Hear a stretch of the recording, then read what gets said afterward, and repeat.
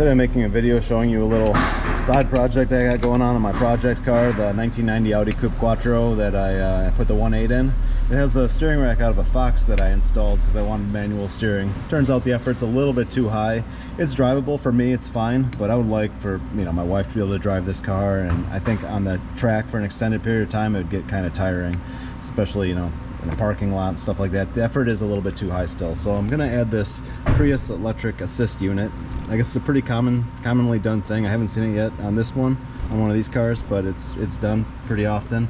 And with this control module, it's you get a good assist, and there's not really much wiring required. A power, a ground, and a ignition switch power supply of 15. And then this thing lights up and runs in a fail-safe mode. So what I did was I cut off this whole front section here, which is the front of the Prius. It used to be right there, and then this shaft went through that housing, and it would and this would slide onto it.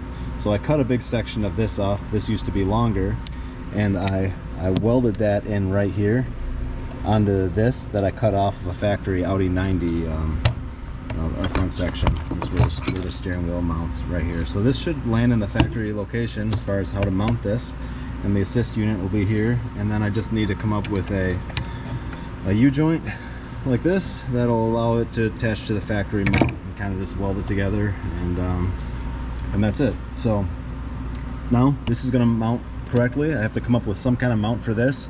I'm not going to do that till I have the car all apart and up in the air, the dashboard kind of apart, so I can see how to rotate this to be out of the way.